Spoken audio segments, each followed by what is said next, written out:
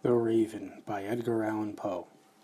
Once upon a midnight dreary, while I pondered weak and weary over many a quaint and curious volume of forgotten lore, while I nodded, nearly napping, suddenly there came a tapping, as of someone gently rapping at my chamber door. "'Tis some visitor," I muttered, tapping at my chamber door, "only this and nothing more." Ah, distinctly I remember, it was in the bleak December, and each separate dying ember wrought its ghost upon the floor. Eagerly I wished the morrow, vainly I had sought to borrow from my books surcease of sorrow, sorrow for the lost Lenore. For the rare and radiant maiden whom the angels named Lenore, nameless here forevermore.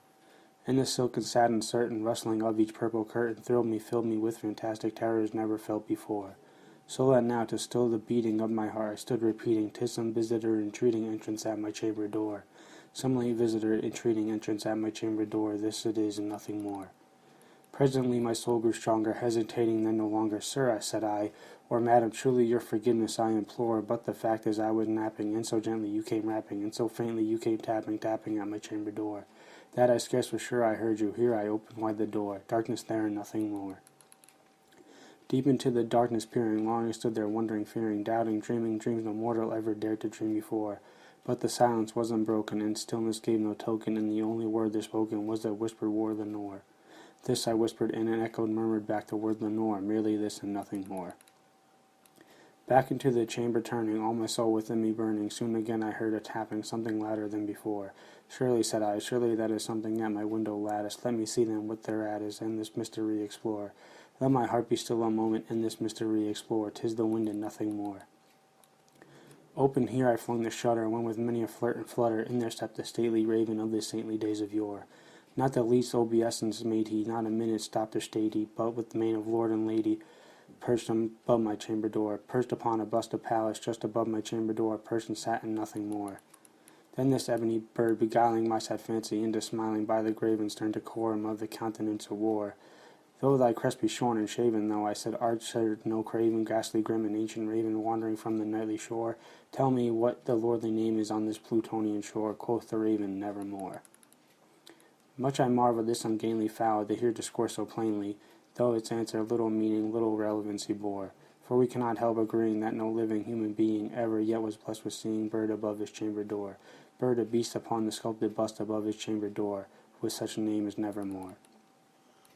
But the raven, sitting lonely on the placid bust, spoke only that one word, as if his soul in that one word did he outpour.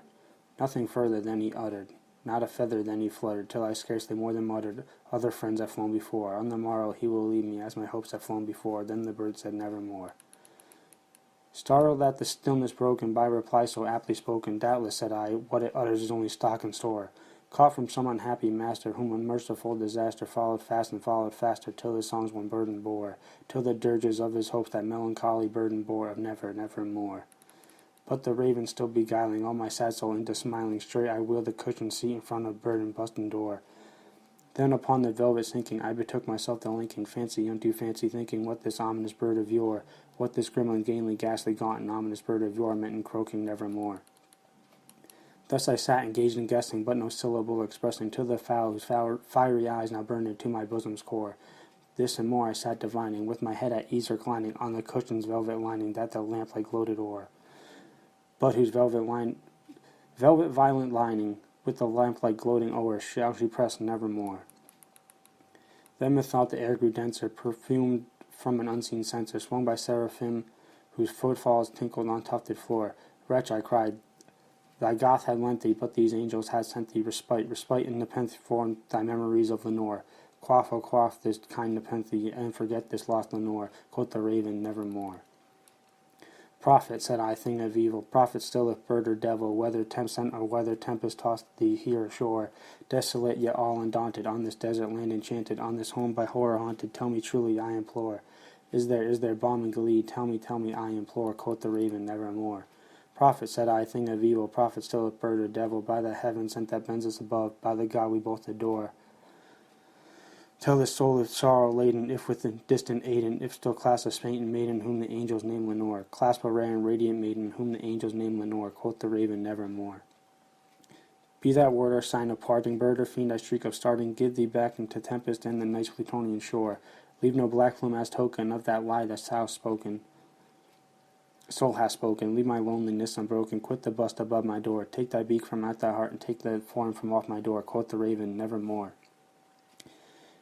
And the raven, never flitting, still is sitting on the pallid bust of Pallas just above my chamber door, and his eyes have all the seeming of a demon that is dreaming, and the lamplight over him streaming through the shadows on the floor. And my soul from out the shadow that lies floating on the floor shall be lifted nevermore. The Raven by Edgar Allan Poe. Once upon a midnight dreary, while I pondered weak and weary over many a quaint and curious volume of forgotten lore, while I nodded, nearly napping, suddenly there came a tapping, as of someone gently rapping at my chamber door. "'Tis a visitor," I muttered, tapping at my chamber door, "only this and nothing more." Ah, distinctly I remember, it was in the bleak December,